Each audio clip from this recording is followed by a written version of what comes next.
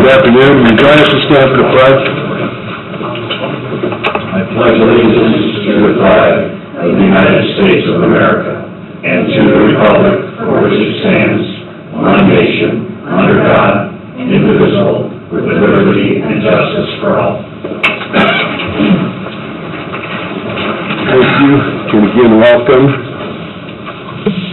First thing on the agenda is the approval of payroll for September the 8th, 2015. Make a motion to approve payroll from September the 8th, 2015. Second. Motion and a second. All those in favor signify by saying aye. Aye. Aye, opposed, same sign.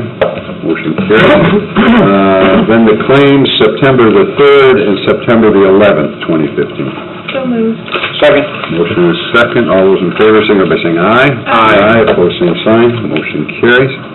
And we don't have the distribution. We don't have distribution from the health insurance on here? No. No, I don't see it. I don't think we're supposed to. Okay, hopefully they didn't have anything to pay. We're going to do a presentation from Empower Porter County. So Heather Hitt, Barb Young. Good afternoon. Good afternoon. Thanks for being here. I'm Barb Young, President of the Porter County Community Foundation, and I'm just here to say thank you to the Commissioners for the funding that you provided over the last 3 years that helped Empower get started. You were one of the key stakeholders that took a leadership role in getting this started and enabled us to hire Heather, who's going to give you a report on what we've been able to do. Good. Have a seat. Thank you very much for the opportunity to present. In front of you, I've assembled a packet of some accomplishments. The first page shows you some of the utilization of the grant funds.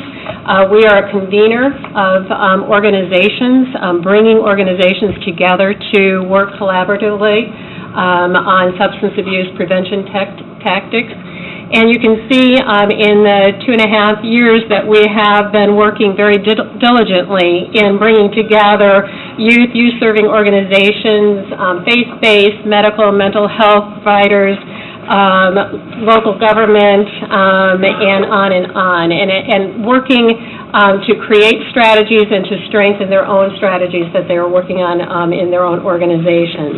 And so some of the highlights that we have are that we've got our Around the Table program, our initiative, which really is engaging families, empowering them to strengthen relationships within their family and then within the communities. And so we've launched our Around the Table dinner series. We've got 3 programs going right now, 2 at Parkview Elementary, 1 in kindergarten and 1 in 3rd grade, and the 3rd one in Willow Creek Middle School. These are facilitated dinners where we're bringing families, parents and children together and with other families, and we're facilitating conversations to help strengthen their parenting skills and to really create a support structure for the parents within those school systems.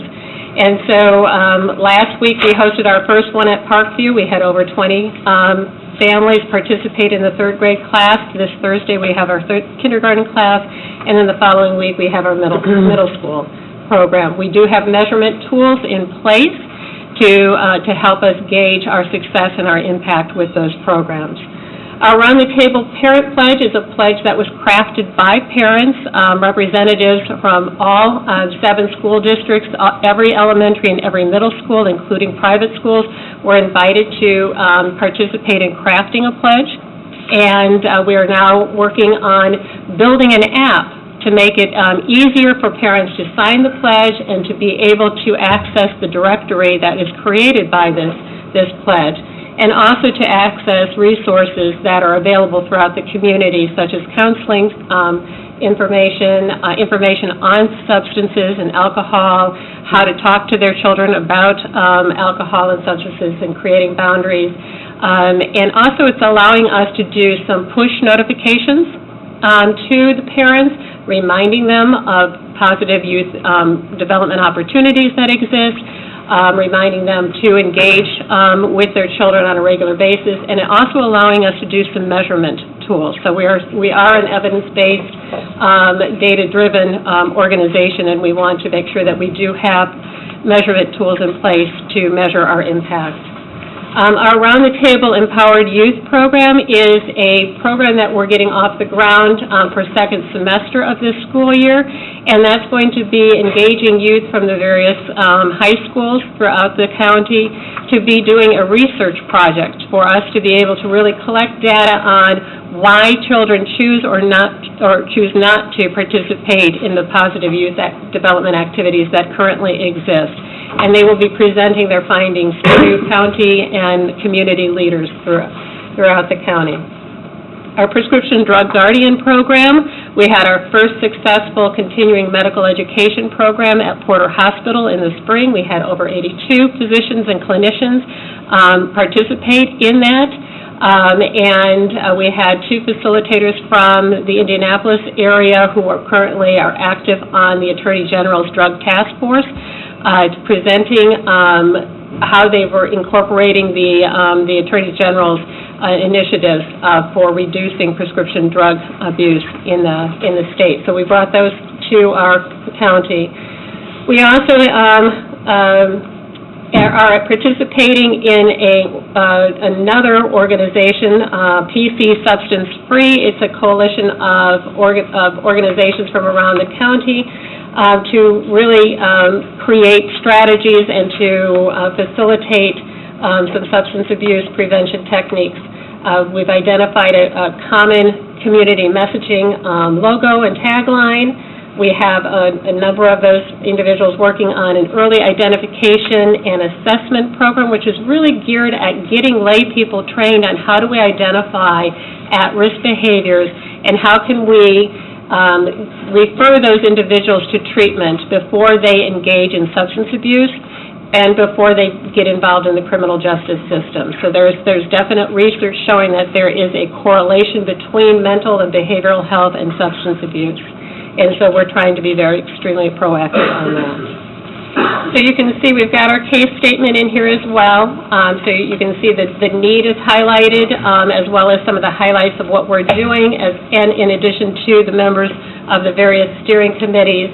And so we're very pleased with the direction that these initiatives are going, the momentum that is taking place. It is growing exponentially. And we are very thankful for the support that the county has given us to be able to get these things up and off the ground. And now we're looking towards the 2016. And so the Board of Managers respectfully request that the county continues financial support of Empower Porter County.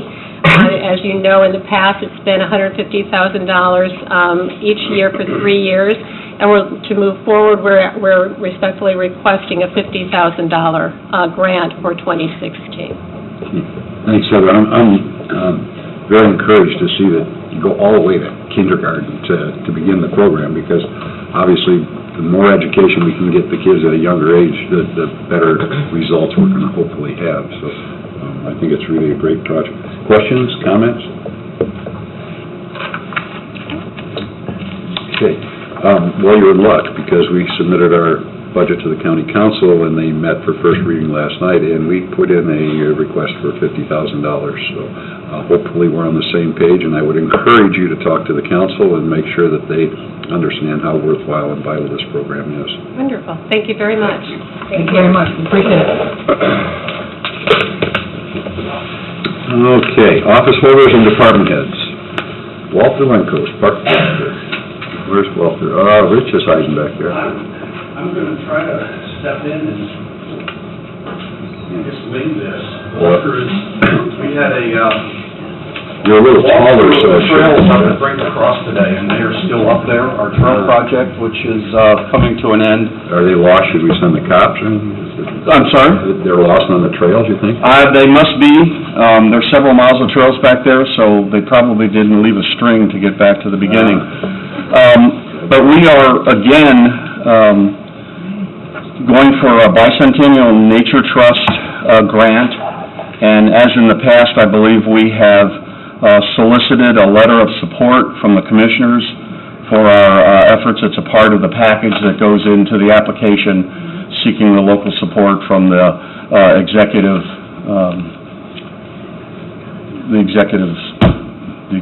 we'll leave it at that.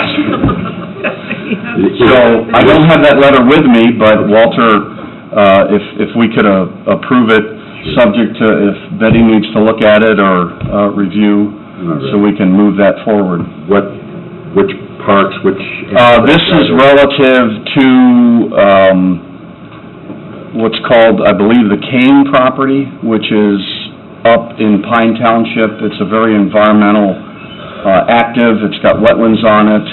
It's north of the 94 and east of, I'm guessing that would be 2, 3, it's east of Brinker Cross, so whatever the north-south road is, I want to say it's like 400 or 500 east. Very good. So, well, we're almost always in favor of using other people's money for Yes. just about everything we Yes. can think of, so. and we've been successful in the past, so we're... There's no reason why we wouldn't approve this, so. Continue. Any questions, comments?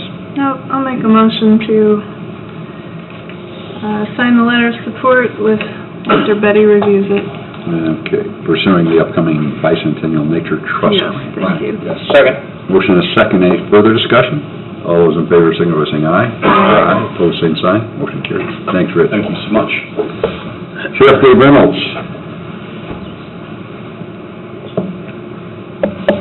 Afternoon, Sheriff. You got some problems, huh? That's a problem.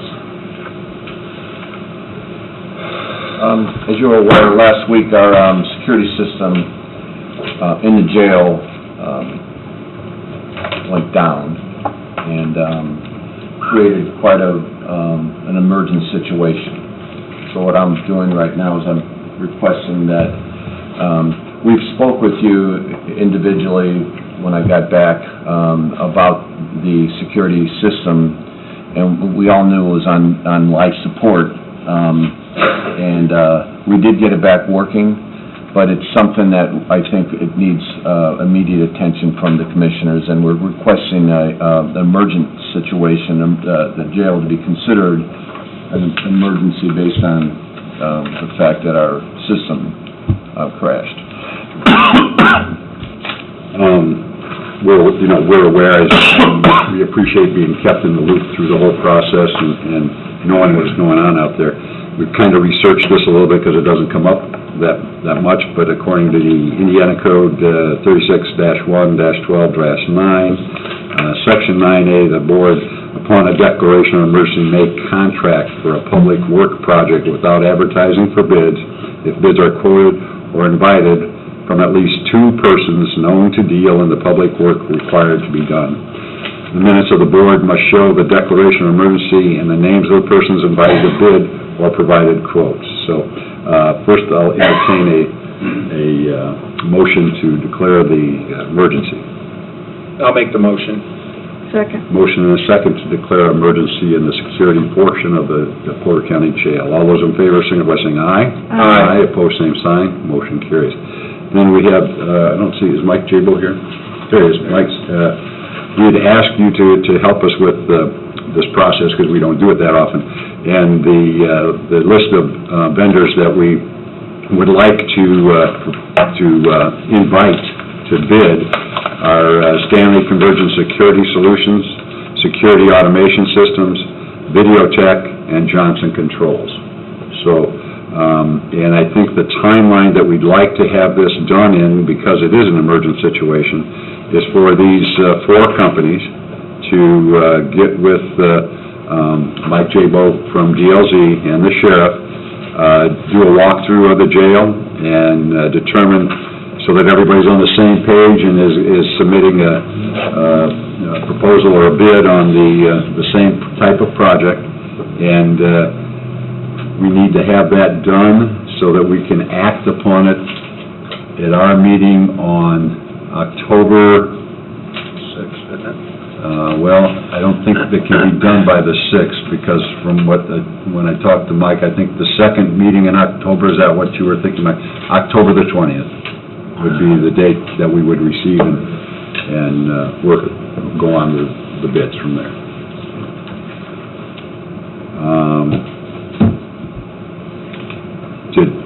Is there anything else I need to do in regard to the Indiana code? No? Okay. Thank you. Very good. We'll get it in motion and keep the Band-Aids in place until we can... Nice. Okay, Captain Gary Gear and Captain George Gonzalez of the Sheriff's Department. We're going to talk about an auction for the Sheriff's Department and new vehicle purchase. It says captain here, but I see you're wearing major bars there, Gary. Yes, sir. Okay, is that a misprint? That's no problem.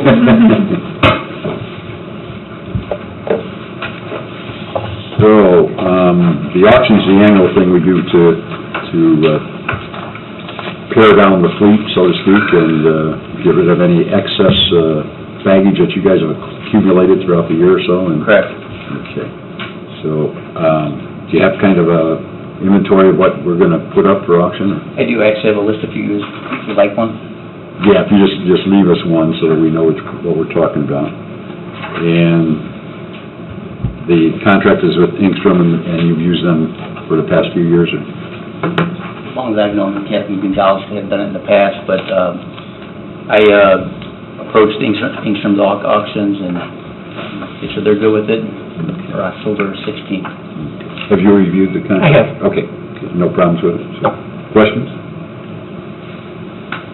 They need a motion to approve the contract with Ingstrom Auction. So moved. Second. Motion and a second. All those in favor, signify by saying aye. Aye. Aye. Opposed, same sign. Motion carries. And then the new vehicle purchase proposal. Want to start with that? How many are you going to buy? Actually, what we want to do is, we had two totals which were not by our fault. And one was a 2015 Explorer that had only been on the road roughly 2 months. The payout on that from the insurance company is $24,024.75. We also had a 2010 that was totaled at $55,0453, and the total is $29,529.28. We sought 2 quotes for a new vehicle to replace one, and it would be non-CCD funds technically, because that money, the insurance money, will go into CCD, but we won't be realizing any new money in terms of CCD. And we had 2 quotes. Do you have them? Have you been able to see them?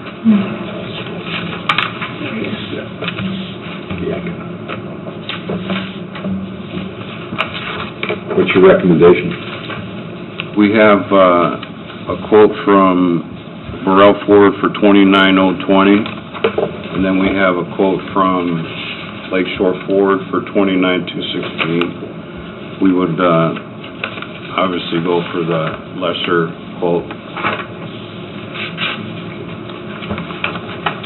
So your recommendation is Lakeshore Ford, is that what you're saying, or for? Burrell Ford. Burrell Ford, okay. Okay, questions? Is there a motion? So moved. Motion, is there a second? Second.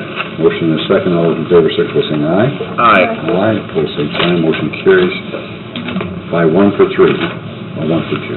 That sounds like good. And don't forget, Gary, Captain Gonzalez didn't tell you, the rule is, you buy a car, you get rid of a car. We're not... Oh, yes, he did tell me. A couple times, right? On that way. More than once. Oh, what did I forget? Oh, Frontier Equipment Purchase, Installation and Maintenance Schedule. Oh, did I forget that? Yeah. You guys doing that too? Or is the sheriff doing that? Is it the sheriff on the front? Oh, Edie's doing that, I'm sorry. Okay. Did you have anything else for us? We're That was it, thank Okay, you. thank you. Thank you. I'm sorry, I didn't see you sitting back there, Edie. You're gonna do the Frontier Equipment Purchase, Installation and Maintenance Schedule. What kind of equipment is Frontier doing? Telephone? This is interface for 911 to interface with the phone system. Yeah, that'd be nice. Yeah, it would be. They need that, so. All righty. Do you have a copy of it, and has Betty seen it? Yes. Okay. Any problems with it? No. You're okay? Okay. You want to tell us the dollar amount and the terms? It is, well, the purchase of it, the 9,000, I can't see without my glasses, is already under the purchase of the phone system. So that's already covered. $9,870.77. Yeah. Is this the... And then the, I believe it's an annual $558 will be an annual fee for their service. And where's that coming from? I don't know. You tell me. It's 911 and, interface to the admin system, so. kind of a- CJ, got any money there? Yeah, I saw him here. Shake him down. Thank you. Oh, thanks. Okay. Need a motion? So moved. Motion to approve the Frontier Equipment purchase, installation, and maintenance schedule. I have a motion, do I have a second? Second. Motion and a second. Any further discussion? All those in favor, signify by saying aye. Aye. Opposed, same sign. Motion carries. Thank you. Thanks for catching that. Correspondence? The fun stuff. We have a request for approval by Rich Hudson, MS4 Director, to proclaim the week of September 21st to the 25th Septic Smart Week. Man, that's exciting. Septic Smart Week. You know, this is really... I like this stuff, man. Do you have a proclamation you want? You should have a proclamation in front of you, but I have Well, one here, and they were printed on some nice stock, so she was probably holding them back. well, I got one. They were saving it so he didn't smudge it. There you go. The one nice thing about this is, if you look at the back of this flyer, this is published by EPA, and this was provided by EPA, and so was the text for the proclamation, so this doesn't qualify as an unfunded mandate. This is a funded request here, but this is a proclamation proclaiming Septic Smart Week for coastal communities around Lake Michigan for September 21st to the 25th. Okay, proclamation Septic Smart Week for coastal communities, September 21, 2025, 2015. Whereas, throughout northwest Indiana, many communities rely on septic systems or on-site wastewater treatment and disposal systems to dispose of wastewater from their homes and businesses. And whereas, septic systems can fail or malfunction, polluting our lands and waterways, causing public health hazards and natural resource degradation. And whereas, educating home and business septic system owners about the need for periodic inspection, maintenance, and the proper daily use can result in the highest possible standard of safety, sanitary and environmental sound on-site wastewater services. Now therefore, the Porter County Board of Commissioners do hereby proclaim September 21 to 25, 2015 as the Septic Smart Week in Porter County, and encourage all residents and businesses to join in this observance. This day, the 15th day of September 2015. Is there a motion to accept the proclamation? So much. Motion, is there a second? Second. Motion is second. All those in favor, signify by saying aye. Aye. Aye, opposed, same sign. Motion carries. Exciting week. Okay. It's an exciting week. We're gonna be looking forward to a lot of advancements. Kind of exciting, huh? Okay. Request for approval by Professor Richard Stitt of the VU School of Law to protest against the Porter Health abortion policy, which holds a demonstration in the front of the courthouse on Lincoln Way each Tuesday from noon until 1 p.m. The city has approved their request, but needs the commissioner's approval in case the protesters spill over on the courthouse grounds. And I think you're going to come up and tell us a little bit about this. You've already done this one time, have you? Is that... We've been there 2 or 3 weeks now, okay, in front of the courthouse, and we really haven't needed any of the county property except one old guy who's with us. His legs give out, and he sits on that bench, and he likes to hold a sign there and still be part of the protest. I mean, that's probably, and one guy would like to leave his bike there on the county property. So it's not really a county thing, but we'd like to just get your permission in case we sort of slightly spill over, because we're trying to explain Porter's policy to motorists and pedestrians that go by. So it really is, it's not really, the courthouse property is not that useful. It's back from the road, but just in case we spill over. You know, we had a group in the past that was there on site, and some of the signage that they used and some of the things were objectionable to many people. And I'm not trying to infringe on anyone's right. You have as much right to protest as they do to have or not have to see those signs. Signage consisted of partial birth abortions, many pictures of babies in the womb or being... So is that the type of protest that you... Well, we, first of all, this is the postcard we give out. I can grab it and pass it down to everyone. Okay. And the signs we have two banners. Yeah. One says, "Abortion is not health care." And the other one says, "Porter Hospital policy permits abortion." And it has a picture of a sweet-looking little baby, unborn baby, but, I mean, healthy unborn baby there, behind the lettering. So those are the two banners we have. We wouldn't expect, we sometimes carry a small sign that says, what does it say, Mike? Your little sign? Change Porter's pro-abortion policy. Help change Porter's pro-abortion policy. Oh, and we have some little signs in where people just, peace begins in the womb, women deserve better than abortion. We're always low-key, non-confrontational. We never harangue anyone or argue with them or something. We say, wish them good day whether they take the card or don't, and Sure. that kind of thing.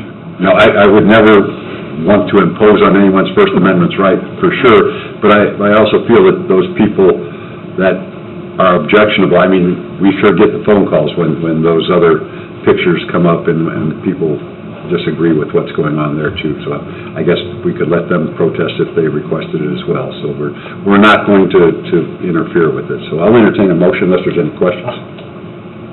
Nope, First Amendment rights are important. I'll make the motion to approve. Second. Motion is second. All those in favor, signify by saying aye. Aye. Opposed, same sign. Motion carries. Thank you, sir.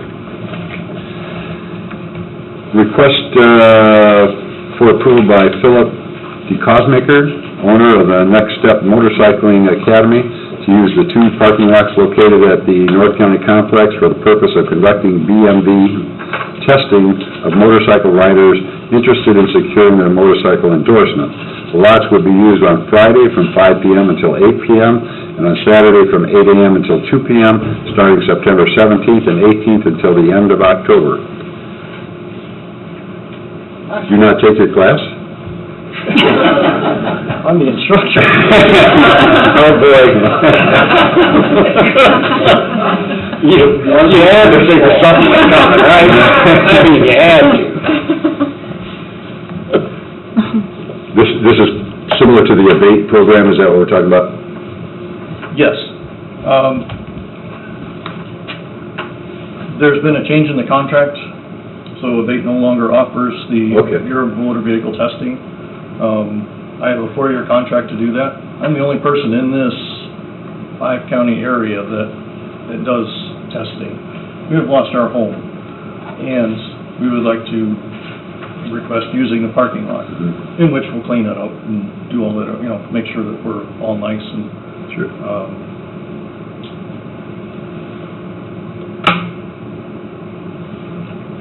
Does that answer your question? Yeah, pretty much. The only thing I would ask is that you check in with our security over there before the first, the first round, so that they know what to anticipate. And if there's, sometimes they have employees that might want to leave a car overnight or something, and that might be something that they could help you with in getting those out of the way or avoiding any potential problems. Do you have a mapped area of what you're going to be doing in the parking lot? I took the ABATE course about 7 years ago in Lake County, and we had a situation there when I was at the course where part of the county lot was not vacated by different people, and they were right in the middle of where we were, and it ended up being a Lake County sheriff, and it ended up being a really crazy scene that happened there.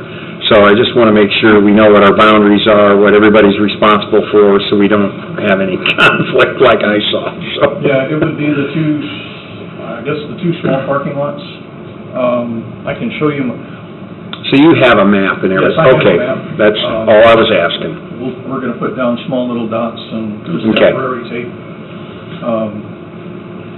just to make it a make it a small home for the next 5 weeks.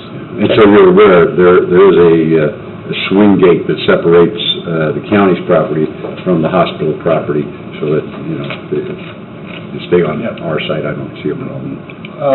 The Friday night will be by appointment only, so we'll have a fixed, I can do 6 or 8 an hour.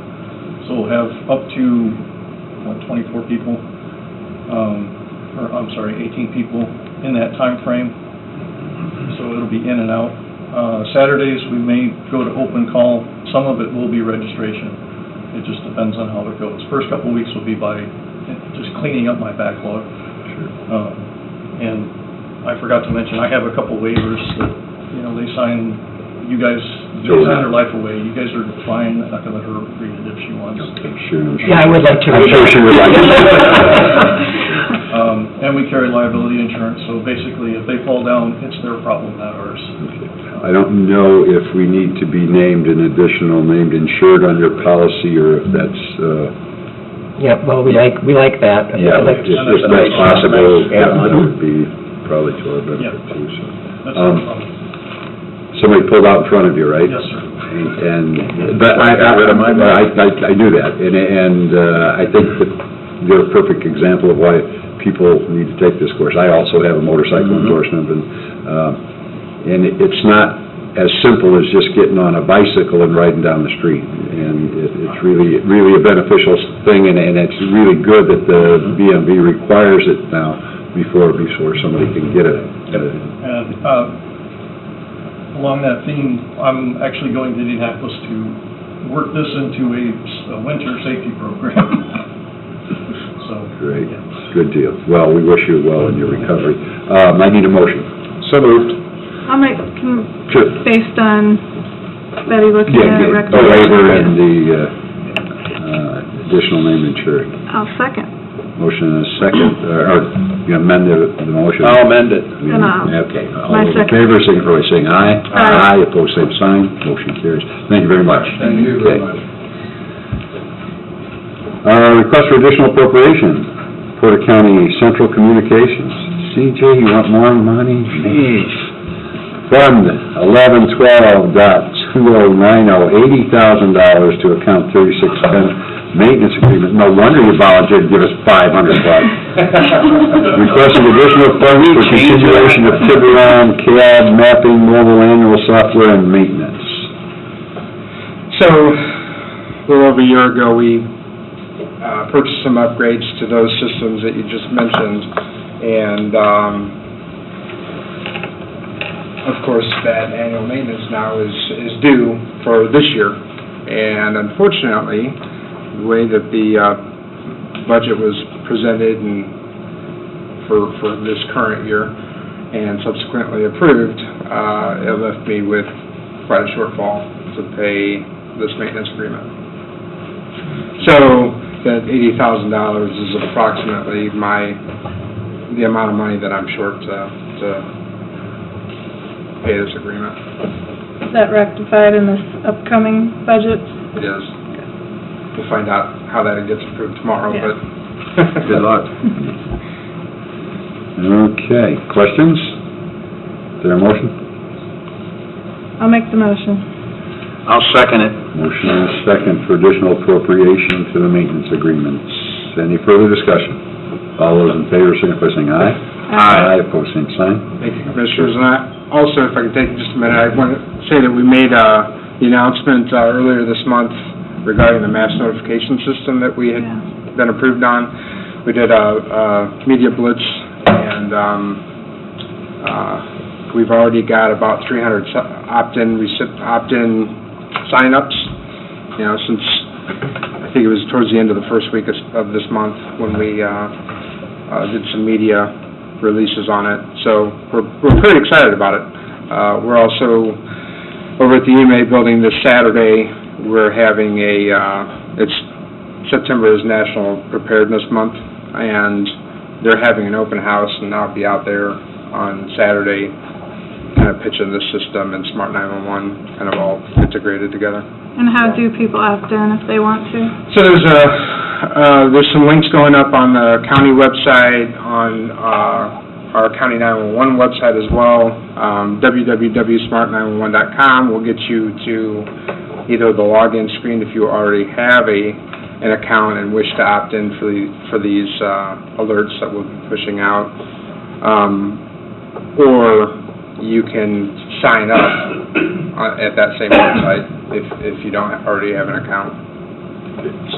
I might suggest maybe talking to the guy that runs our Facebook page and Okay. putting it on there as well. Okay. And the county's website, if we can get it in a more prominent position there, it'd be Sure. All right. okay. Thanks, Thank you. okay. And let's see, Tony Bianchi, Animal Shelter Director. TNR discussion. Everybody's sitting there anxiously waiting to find out what TNR is. So we'll let you tell them. Okay. Okay. So, I'd like to present a little information to you regarding TNR and why Porter County really needs to have this in place to deal with the number of feral cats that we have in the county. Maybe start with what TNR means for all these Yes, people. I'm going to. Starting from the beginning.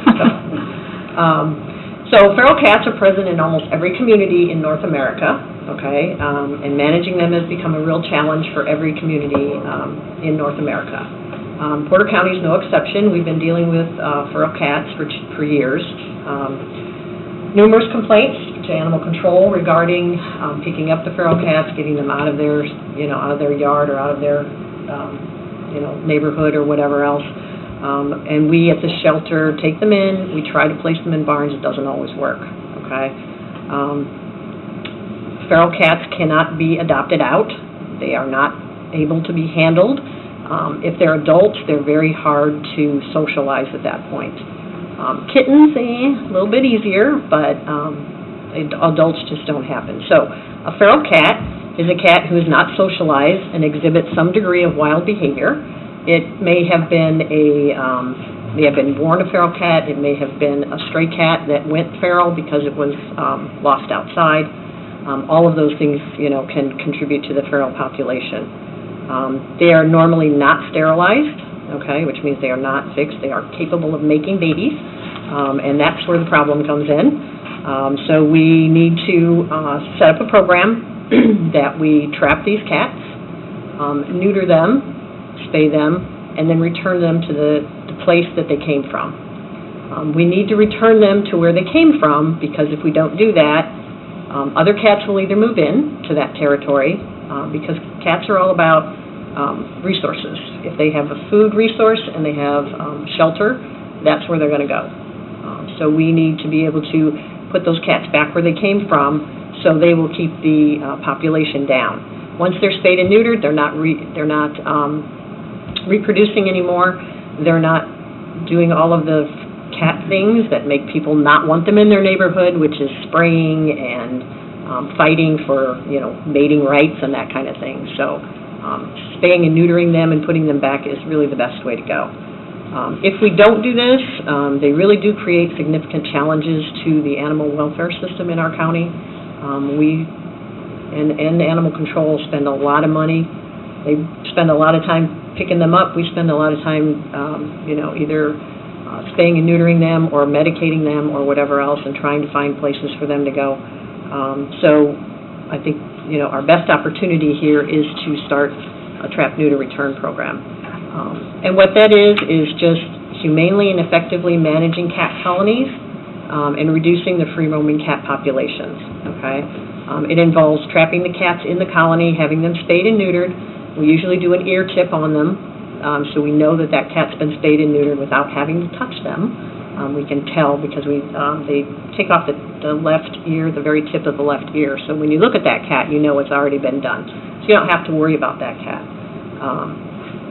We then vaccinate against rabies, and we put them back where they came from, okay? So the primary goal of a TNR program is to reduce the feral cat population, okay? And it has worked in many, many communities throughout the United States. And, open admission shelters like Porter County, we get flooded with cats and kittens during the spring and the fall. It's just It's amazing how many kittens can come into our shelter at any one time. And this kind of a program is going to reduce that. It will reduce, and eventually what happens is with the TNR program is you take an entire colony of, say, 50 cats in one place. You spay and neuter all those cats. You have no more kittens coming along. Eventually, the colony will die out, okay? And it's a much better life for the cats. If you take a feral cat and try to bring it into your house, it's going to be a real pain in the neck for you, and it's not fun for the cat either. So they just don't adapt well. So it's the best way to do things. And fewer cats in the county are going to mean fewer complaints, less work for the animal control guys, less work for the shelter, less money spent on those things, okay? So the community-wide TNR programs are effective. They are vaccinating cats against rabies. They create an immediate reduction in population. They lead to long-term management reduction and eventual elimination of the outdoor cat populations. They decrease the nuisance complaints, can bring in sources of private funding to help with the cost of the TNR program. And it really does help to relieve the stress for the neighbors and the cats that have to deal with this. So, even though TNR may sound expensive, it usually ends up costing less to do a TNR program than it would for us to bring the cats into the shelter, spay, neuter them, medicate them, try to find them homes, maintain them for months, sometimes longer, trying to find the right place for them to go, okay, or having to euthanize them. So, that's boring. So, kind of an overview of what we need to do. I don't want to bore you guys to death. We need to get some people involved, okay? We need to have a feral cat coordinator, and I'm not sure who that will be yet. We need to recruit colony caretakers, and those colony caretakers are the people who are going to say, yeah, it's okay, you can bring cats to my property, and I will take in so many, and they will take care of those cats. They will make sure that they get food once a day, that if they see any new cats come in, they will let us know. We will then go out and trap and neuter those cats and bring them back to their facility. So we need people that are going to do that kind of thing, and we'll need some volunteers. I've already been working on some of this. So.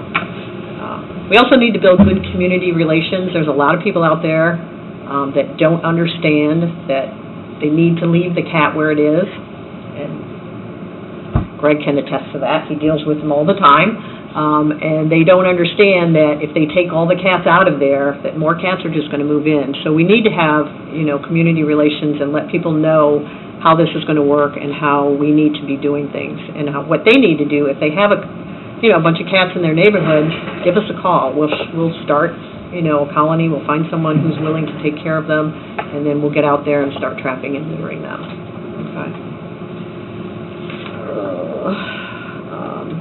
The other thing is we need to determine a funding plan. So that is probably one of the first things that we need to do as a community, is to determine where the funding is going to come from. So I would like to set up a separate fund for this program, apart from the animal shelter fund.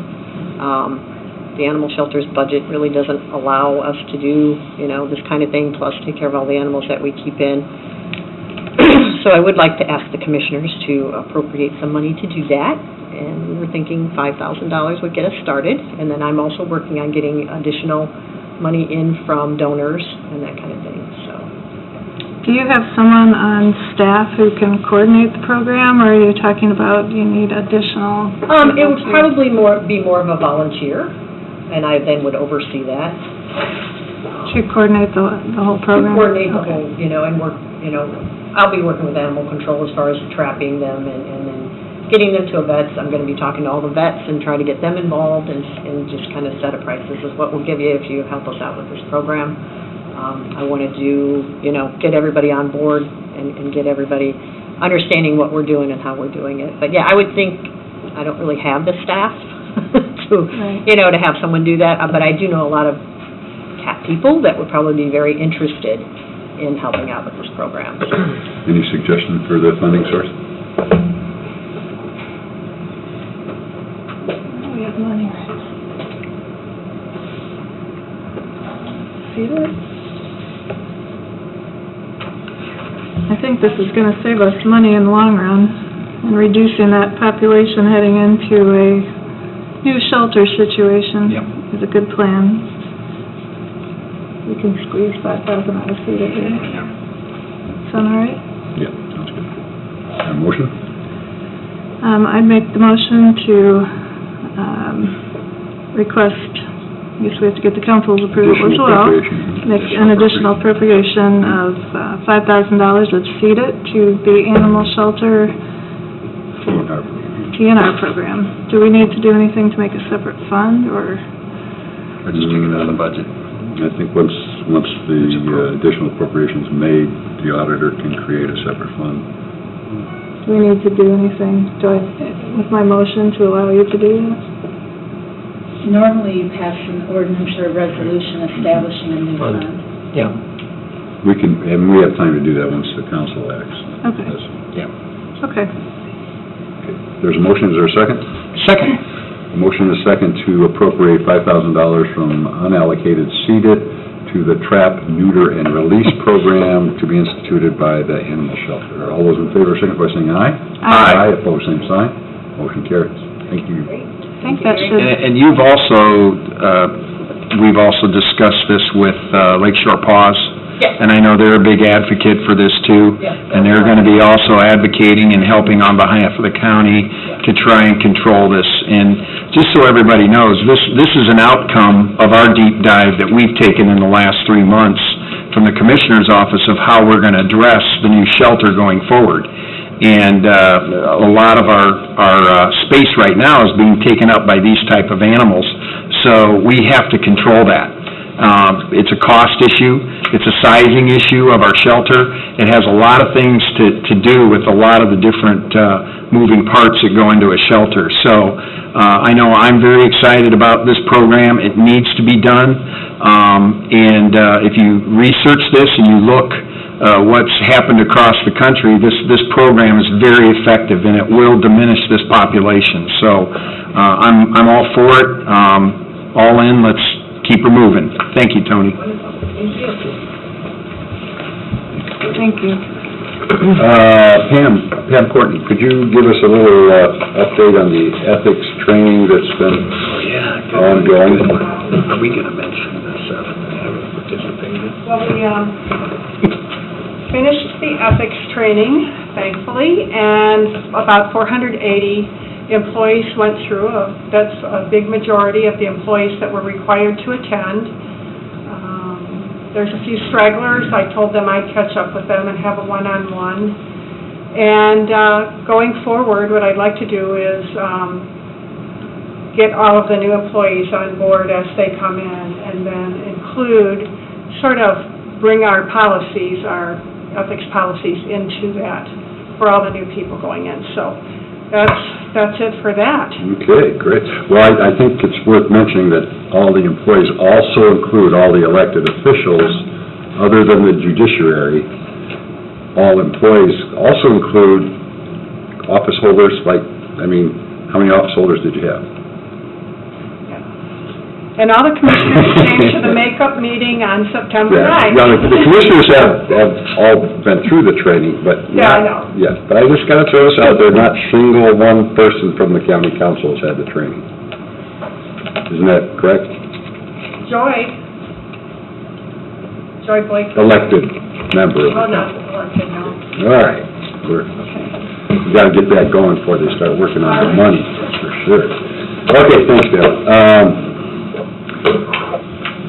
Sheriff, I gotta see, don't let me forget, I have a request for our security for next week because our guy's gonna have a few days off, so. Okay, let's do a right to plan commission. We have a rezone from... We're gonna talk about the pardon? shelter. Oh, I'm sorry, okay. Why don't you go ahead and set the table, if you want. We're gonna, just one sec, come on up, Bob, but, the animal shelter has been a continuing topic that we've been working on for a long time, and we're gonna continue that with the advice of everybody involved, and go out and look for a design build plan, and go ahead, Laura, you can take it from there, so. Well, we're going to request from Mike Jabo, and as Jeff said earlier, we've really done a deep dive in the last few months and kind of looked at everything again and talked about size and location and tried to think of ways to reduce the population going in and make this thing cost-effective and cover all the needs. And it's not been without roadblocks and hurdles, and there's still more to be cleared, but we're getting a lot closer, and I think the one thing everyone agrees on is that this is absolutely needed. So we're going to talk to Mike Jabo from DLZ, and you want to go from there? No, basically, as we've been working through all the issues that have seemed to pop up, I'm new at this position. The one thing that I've learned is that everybody wants an animal shelter, but nobody wants it in their backyard. And that's caused a lot of problems as we've been looking for the location. Obviously, there's a lot of things that go into this. This just isn't you wish it and you do it. We've taken this very seriously. I know myself have learned and read and spent a lot of time and know more about animal shelters and TNR programs and things that I thought I would ever know. But it's all part of educating yourself. I look at it's a responsibility that I have and we have to educate ourselves before we go out and spend taxpayers' money. What we would like to do, our next step, and we still have a lot of other people to meet with, we still have a lot of other folks to bring into the fold, but one of the big questions that continually comes up is how much is it going to cost? We don't know that yet until we get into the size. The construction markets right now are very volatile. There's a lot of costs that are going up.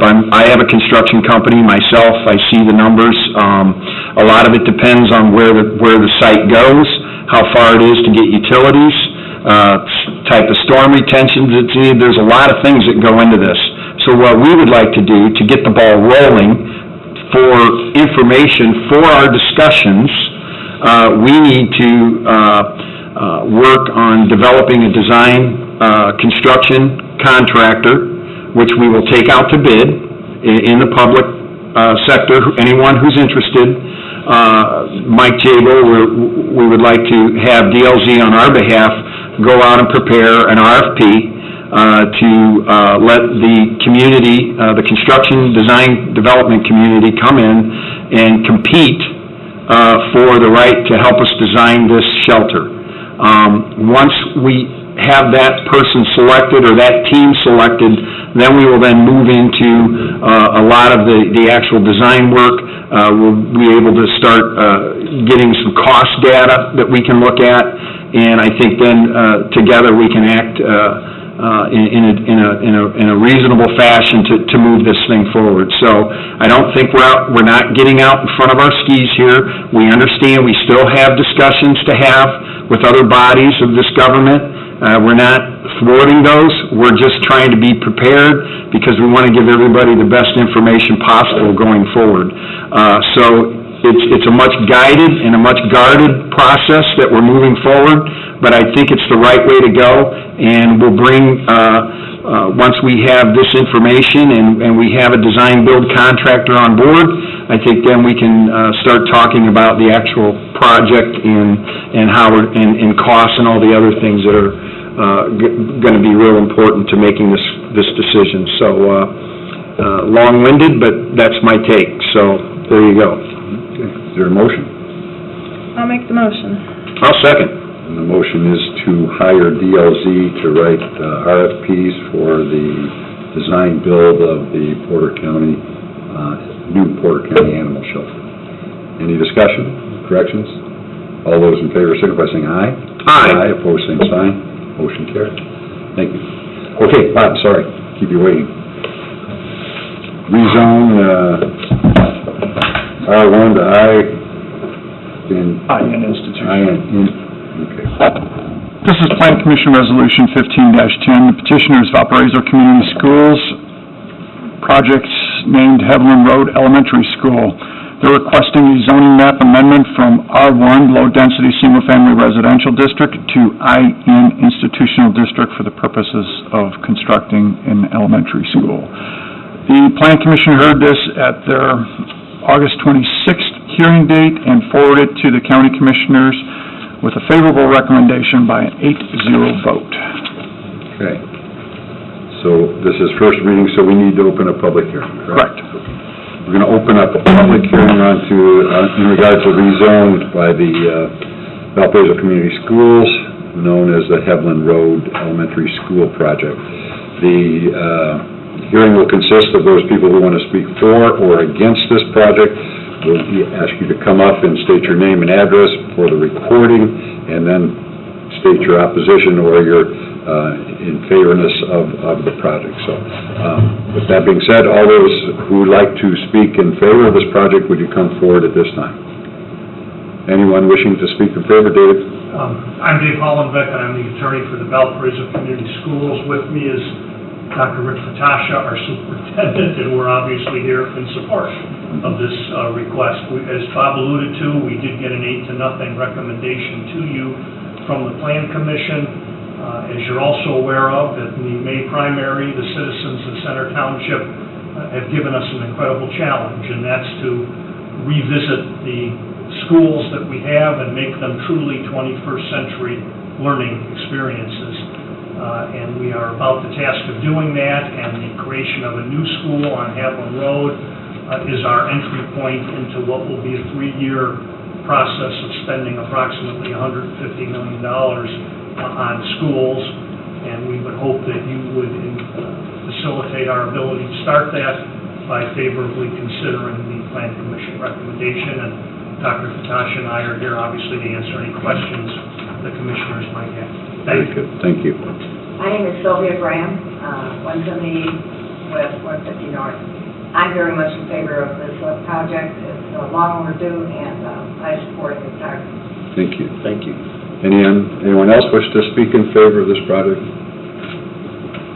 Anyone? Last time. Anyone else wish to speak in favor of this project? Anyone wish to speak in opposition to this project? Anyone wishing to speak in opposition to this rezone? Last time. Anyone wishing to speak in opposition to this rezone? Going, gone. Public hearing is closed. Commissioners' comments? Yeah, I'd like to make a comment. Obviously, I represent the commissioners sitting in the Storm Drainage Board, and the school corporation came in front of us yesterday morning, and we worked through, we saw their drainage plan. They're moving on a dual track here, which I think is exciting for citizens of Valparaiso. I think they're on the right track. I know a lot of the stuff we saw on the storm drainage thing, we have some issues that we're working through, but I don't think they're insurmountable. And so keep moving forward. That's all I can say. Okay. Laura, anything? No, I think the vote last May said it all. People want this. Yeah. Okay. I need a motion. So moved. Motion to approve the rezone from R1 to IN for the petition of Valparaiso Community Schools. I'll second. All those in favor, signify by saying aye. Aye. Opposed, same sign. Motion carries. We'll set this for second reading at our next meeting with the public hearing closed. Correct. Okay. October 6th? Yes. October 6th, yes. Thank you so much. Thank you. Thank you. Thank you. Thank you. Yep. And we have a rezone R2 to IN, petitioners of South Haven Church of the Nazarene. Yes, this is Plan Commission Resolution Number 15-11, petitioner South Haven Church of the Nazarene. They're requesting a zoning map amendment from R2, medium-density, single-family residential district, to IN institutional district, and this is for a proposed addition to the church on this. They have some additional land. The only discussion that came up at the Plan Commission on this was they did not request that the roads within the South Haven existing subdivision connect into the church, but we asked for the pedestrian network to continue into the church to allow bicyclists or walkers to go in. Again, this passed at the Plan Commission at their August 26th hearing date by 8-0 vote, favorable recommendation. Is there anyone here representing the petitioner, South Haven Church of the Nazarene? Yes, sir. I'm Pastor Scott Jones of the church. How are you, Pastor? Good. Good to see you. Good. Did you want to say anything before you open the public hearing, or? I just wanted to say that I have personally talked to many of the neighbors most directly affected by what we're attempting to do to purchase this land, and every person has been excited about what can happen, about how we can have a positive impact on the community, especially for the kids. And so we are obviously very hopeful that we've cleared all the hurdles and done due diligence to make sure that this is good for everybody in the community. Great, thank you. Okay, we'll open the public hearing in regards to the petition from the South Haven Christian Church to rezone R2 to institutional district. Is there anyone wishing to speak in support of this petition? Anyone wishing to speak in support of this petition? Anyone wishing to speak in support of this petition? Anyone wishing to speak in opposition to this petition? Is there anyone wishing to speak in opposition to this petition? Last time, is there anyone wishing to speak in opposition to this petition? Public hearing is closed. Commissioners? I'm excited about what you're doing. I think it's going to be really good for the community. So too. I'll make the motion to approve the rezone from R2 to IN. I don't have it number in front of me. We won't until the second reading. Okay, on first reading. Okay. There's a motion, is there a second? Second. Motion and a second to rezone R2 to institutional for the petitioner South Haven Church of the Nazarene. And I might say I really like the walkway aspect of it too, because that's really going to open that community up behind you. So, all those in favor signify by saying aye. Aye. Opposed, same sign. Motion carried. Public hearing on the second reading will be October 6th as well. So, with the public hearing closed. Okay. Public hearing portion is closed. We need a map corrections for the UDO, a zoning map. Yes, and in the report, I guess to explain this to everyone, the Unified Development Ordinance states that if Plan Commission staff realizes there has been a mistake made when drawing of the Unified Development Ordinance zoning maps, that the actual UDO code says that we can correct drafting or clerical errors or omissions at any time. Our attorney with the Planning Commission does not want us to do that. He would like us to go through an actual open process, so that way we actually have it in the record and have it by ordinance that we're actually changing these over. And I can go through each one of these cases, and they are mistakes. Mr. Dombrowskis on US 20, we were going over what we thought were the national park boundaries on this, up in this area. I was following some instructions that was given to me, and they were incorrect. Mr. Dombrowskis came into our office a couple weeks ago and pointed out our error, was not happy, and I slowly explained to him this process and that we will correct it. It was our mistake. His parcel was zoned C4 back in the 1983 zoning map, all the way up to 2007, and C4 we changed over to CH. I told him we would change it back to the CH like we did everybody's property on that. Mr. Saylor, he's up on US 6 and 149, the southeast corner. And again, when we were doing the zoning map, we saw the parcel, and it happened to be what is now the Family Express parcel up there. So that's what we zoned for the CH. We did not realize that there was an ordinance in 1970 that actually had zoned a much larger area to the C4, which is, again, now CH. So, again, we told Mr. Saylor we would correct that. Valley Baptist, that's probably one of the hardest things we found. And I went back and looked through our corrections that we have done in the past. This is about the fourth time we've been in front of the commissioners asking for these corrections. It was trying to find churches, especially the small churches all across the unincorporated area of the county. We missed some, and this is one we missed. Okay. Sounds pretty reasonable. Is that it? That is it. Okay. I'll entertain a motion to amend the UDO as aforementioned by the Director of the Planning Commission. So since it's a ordinance, do we need to have a hearing or anything? Not for an amendment, I just, Simply entered into the record, right, but there, John? yeah, it's just, You're right there. Yeah, I mean, it is definitely a clerical error on the part of the planning commission. Just making sure. Yeah. I'll make the motion. Second. motion is second. Any further discussion? All those in favor, signify by saying aye. Aye. Opposed, same sign. Motion carried. Thank you. Thank you. Okay. Anyone else? Anybody wish to address this body?